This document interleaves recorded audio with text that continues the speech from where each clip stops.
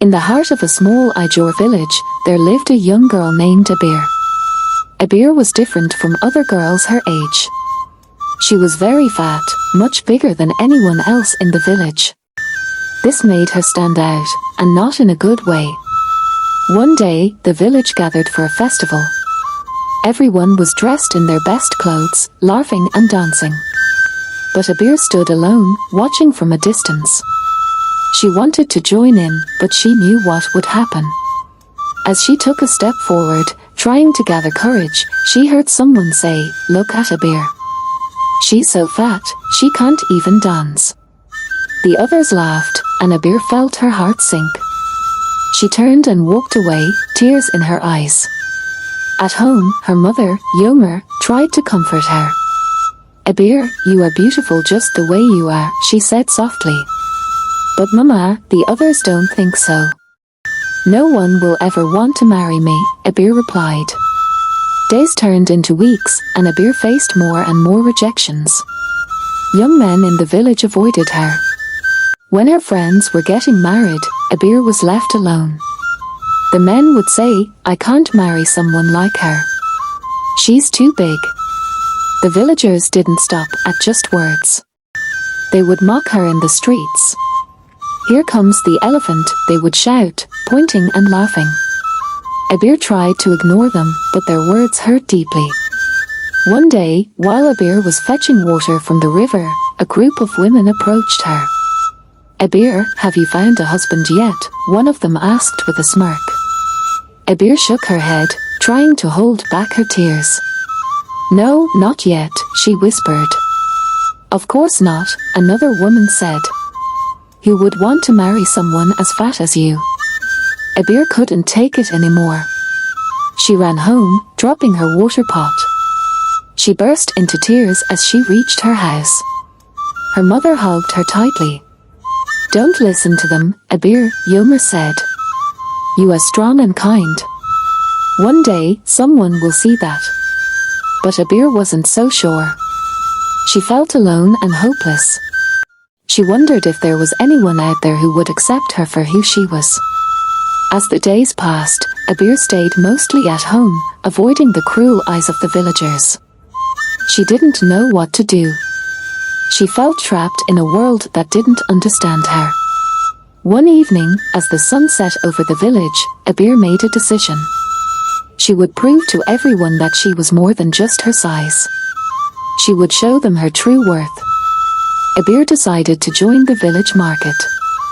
She knew it wouldn't be easy, but she wanted to prove herself. She gathered her mother's beads and jewelry, setting up a small stall. She hoped that people would see her talents and not just her size.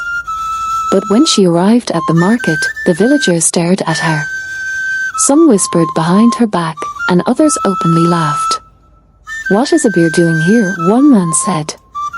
"Who would buy anything from someone like her?" Ebiere felt her cheeks burn with shame, but she took a deep breath and set up her stall. She smiled at the people passing by, hoping someone would stop and look at her goods. A young man named Tari approached her stall. Ebiere's heart skipped a beat. She knew Tari from the village. He was kind and always smiled at her, but she never dared to hope that he might be interested in her. "Hello, Ebiere," Tari said, looking at the jewelry. "These are beautiful. Did you make them yourself?" "Yes," Ebiere replied, her voice trembling. "Would you like to buy something?" Before Tari could answer, another man, Ebiere, walked up and laughed. "Tari, are you seriously thinking about buying from her? Look at her. She's a dwarf and so fat. You can find better things elsewhere." Tari looked uncomfortable. He glanced at Ebiere, then back at Ebiere. I have to go," he said quickly, turning away. Ebiere watched him leave, her heart breaking. She fought back tears and forced herself to keep smiling. But the rest of the day was the same. People came to her stall, but when they saw her, they walked away, whispering and laughing. When she returned home, she felt defeated. "Mama, maybe I should give up." No one will ever accept me, she said, tears streaming down her face. Ebiere hugged her tightly. Don't give up, Ebiere. You are strong. Show them who you are. The next day, Ebiere went back to the market. She ignored the whispers and the laughs, focusing on her work. But it was hard. Every rejection felt like a knife to her heart. One afternoon, as she was packing up her stall, a group of children approached her. Ebiere, why are you so different? One of them asked, wide-eyed. Before Ebiere could answer, a woman nearby shouted, don't bother her. She's just a fat dwarf. She doesn't belong here. The children ran away, scared. Ebiere felt her heart sink. She looked around at the villagers, seeing only mocking faces and harsh eyes. She went home, her spirit crushed. Mama, I don't know if I can do this anymore, she said. Ebiere looked at her with sad eyes. Ebiere, you are more than your size. One day, they will see it. You just have to keep going. Ebiere wanted to believe her mother, but the constant rejection and mockery were too much to bear. She didn't know how much longer she could hold on. Ebiere tried to stay strong, but each day was a struggle. She went to the market again, hoping for a better day. As she set up her stall, a group of young men walked by, laughing loudly. Look at the fat dwarf trying to sell jewelry, one of them jeered. Maybe she should sell food instead. She seems to know a lot about that, another added, causing the others to laugh even harder. Ebiere felt tears welling up, but she forced herself to stay calm. She focused on arranging her beads, pretending not to hear their cruel words. Later that day, an older woman named Bomer approached her stall. Ebiere's heart lifted, hoping she might finally make a sale. Good afternoon, Bomer, she greeted politely. Bomer looked at the jewelry and then at Ebiere. Ebiere, these are nice, but who do you think would want to buy from you? People are saying you bring bad luck because of your size, she said bluntly. Ebiere's hope shattered. But Bomer, I worked so hard on these, she said softly. I'm sorry, but that's what people believe, Bomer replied, shaking her head as she walked away. Their words stung. Ebiere felt like the whole village was against her. She packed up her stall and went home, feeling more defeated than ever. Her mother tried to comfort her, but the pain was too deep. The next day, Ebiere decided to go for a walk by the river to clear her mind. She sat by the water, watching it flow gently. She wished her life could be as calm and peaceful. While she was there, a group of young women from the village walked by. They saw Ebiere and started whispering to each other. One of them, named Ebiere, stepped forward with a mocking smile. Ebiere, what are you doing here? Trying to cool off after eating too much, she taunted. The others laughed, and Ebiere felt a familiar ache in her chest. She got up and walked away, not wanting to hear any more. As she walked through the village, she saw more people staring and whispering. A man named Ebiere walked up to her and sneered, Ebiere, maybe if you lose some weight, someone might actually talk to you. Ebiere didn't reply. She just kept walking, trying to hold back her tears. Everywhere she went, it was the same. Rejection and mockery followed her like a shadow. One evening, Ebiere sat with her mother, feeling utterly hopeless. Mama, I don't know how much more I can take, she said, her voice trembling. Ebiere held her daughter close. Ebiere, I know it's hard, but you are stronger than you think. Don't let them break you. But Ebiere wasn't sure how to keep going. She felt like she was fighting a battle she could never win. As she lay in bed that night, she wondered if there was any hope for her at all. The next morning, Ebiere woke up with a heavy heart but decided to try again. She went back to the market, setting up her stall with determination. As the sun rose, the village came alive, and Ebiere braced herself for another day of mocking. A group of young men passed by, their eyes full of mischief. "Hey, Ebiere, why don't you sell mirrors so people can see how ridiculous you look?" one of them shouted. Ebiere ignored them, focusing on her work. Just then, an elderly woman named Arubo approached her stall. Arubo was known for her wisdom and kindness. "Good morning, Ebiere," she said with a warm smile. "Good morning, Mama Arubo," Ebiere replied, her heart lifting a little. Arubo examined the jewelry. "These are beautiful. I would like to buy this necklace," she said, picking up a piece with colorful beads. Ebiere's eyes widened. "Really? Thank you so much," she said, feeling a glimmer of hope. As Arubo handed her the money, she said, "Ebiere, don't let the cruel words of others define you. You have a gift, and you should be proud of it." Ebiere nodded, feeling a little stronger. Maybe not everyone in the village was against her. Later that day, a young girl named Ebiere came to Ebiere's stall. "Ebiere, can you make a bracelet for me? I love your work," she said shyly. Ebiere smiled warmly. "Of course, Ebiere. I will make a special one just for you," she promised. As Ebiere worked on the bracelet, more people started to notice her stall. A few women came by, admiring the jewelry. "These are really nice," one of them said. "Maybe we were wrong about her." The next day, a young man named Tony approached her stall. "Ebiere, I heard you make beautiful jewelry. Can you make something special for my sister's wedding?" he asked. Ebiere's heart raced. "Yes, I can. Thank you for trusting me," she said, feeling a surge of hope. As word spread about Ebiere's talent, more and more villagers came to her stall. They began to see beyond her size and appreciated her for who she was and what she could do. The mocking didn't stop completely, but it grew quieter as more people showed her kindness and respect. One evening, as Ebiere was closing her stall, she saw Tari walking towards her. Her heart skipped a beat.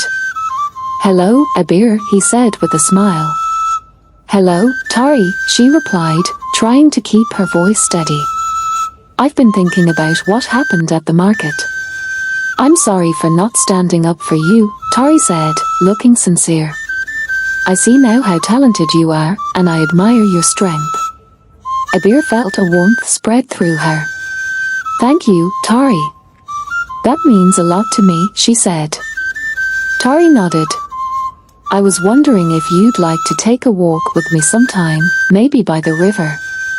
Ebiere smiled, her heart lifting. "I'd like that," she said. As they walked together, Ebiere realized that things were slowly changing. The villagers still had their prejudices, but she was beginning to find favor and kindness among them. It wasn't easy, but with each step, she felt a little stronger, a little more hopeful. Ebiere continued to work hard at the market, and the mocking from the villagers became less frequent. People started to recognize her talent, and some even apologized for their previous behavior. Her jewelry stall became more popular, and she gained more customers each day. One sunny afternoon, a group of traders from a neighboring village arrived at the market. They were selling cloth and spices, and their presence drew a lot of attention. Among them was a tall, handsome man named Kemesuode. As Kemesuode walked through the market, he noticed Ebiere's stall. The vibrant colors and intricate designs of her jewelry caught his eye. He approached the stall, curious to see more. "Hello," Kemesuode greeted warmly. "These are beautiful. Did you make them yourself?" Ebiere smiled, feeling a mix of nervousness and excitement. "Yes, I did." "Thank you," she replied. Kemesuode picked up a necklace, admiring the craftsmanship. "You have a real talent, Ebiere. How long have you been making jewelry?" "Since I was a child. My mother taught me," Ebiere said, her cheeks flushing with pride. Kemesuode looked at her with genuine interest. "You must be very proud of your work." "I would like to buy this necklace," he said, handing her the money. As he paid, he noticed the villagers watching them. Some looked surprised, while others whispered among themselves. Ignoring the stares, Kemesuode continued, "Ebiere, I'm staying in the village for a few days. Would you like to join me for a walk by the river later?" Ebiere's heart skipped a beat. "I'd like that very much," she replied, her voice trembling slightly. That evening, they met by the river. They talked and laughed, sharing stories about their lives. Kemesuode was kind and respectful, making Ebiere feel special and valued. She couldn't remember the last time she had felt so happy. Over the next few days, Kemesuode visited Ebiere's stall often. He bought more jewelry, not just for himself but also as gifts for his family. The villagers watched with curiosity, noticing the bond forming between Ebiere and the stranger. One day, as Ebiere and Kemesuode were walking through the market, they overheard a group of women talking. "Have you seen how close Ebiere and that trader are getting? Maybe his size isn't such a bad thing after all," one of them said. Another woman added, "It looks like her luck is changing. Perhaps we judged her too quickly." Ebiere felt a mixture of relief and happiness. She glanced at Kemesuode, who smiled warmly at her. "Don't mind them, Ebiere. They're just starting to see what I already knew you as special," he said. As the days passed, Kemesuode's feelings for Ebiere grew stronger. One evening, as they watched the sunset by the river, he took her hand. "Ebiere, I have come to care for you deeply. You are kind, talented, and strong. Would you consider coming with me to my village?" "I would be honored if you did," he said. Ebiere's eyes filled with tears of joy. "Kemesuode, I would love to," she replied, her heart full of happiness. The news of Ebiere's new relationship spread through the village. The villagers began to see her in a different light, realizing that they had been wrong to judge her based on her size. Ebiere's life had taken a turn for the better, and she was ready to embrace her new future with Kemesuode. Ebiere's decision to join Kemesuode in his village brought a mixture of emotions. She felt both excited and nervous about starting a new chapter in her life. The day of her departure arrived, and the whole village gathered to see her off. Her mother, Yomer, hugged her tightly. "I'm so proud of you, my dear. You've shown everyone your true strength and beauty," she said with tears in her eyes. "Thank you, Mama. I will visit often and send letters," Ebiere promised. As Ebiere and Kemesuode walked away from the village, she felt a sense of freedom and hope. They traveled for several days, passing through lush forests and vibrant landscapes. Finally, they arrived at Kemesuode's village, which was nestled by a beautiful lake. The villagers welcomed Ebiere with open arms. They were kind and curious about the talented young woman who had captured Kemesuode's heart. Ebiere set up her jewelry stall in the market, and soon, her creations became popular in the new village as well. Kemesuode's family embraced Ebiere as one of their own. His mother, Bina, was especially fond of her. "You are a blessing to our family, Ebiere. Your kindness and talent are a gift," she said warmly. Months passed, and Ebiere's happiness grew. She and Kemesuode spent their days working together and exploring the village. They shared laughter and dreams, building a life filled with love and joy. One sunny morning, as Ebiere was arranging her jewelry, Kemesuode approached her with a broad smile. "Ebiere, I have something important to ask you," he said, his eyes shining with love. Ebiere looked at him, her heart pounding. "What is it, Kemesuode?" He took her hands in his. "Ebiere, will you marry me? I cannot imagine my life without you. You have brought so much happiness and love into my world," he said, his voice filled with emotion. Tears of joy filled Ebiere's eyes. "Yes, Kemesuode, I will marry you," she replied, her heart overflowing with happiness. The news of their engagement spread quickly through the village.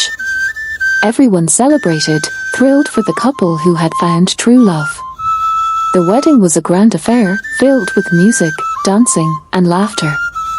Ebiere wore a beautiful dress adorned with her own jewelry, shining brightly with happiness.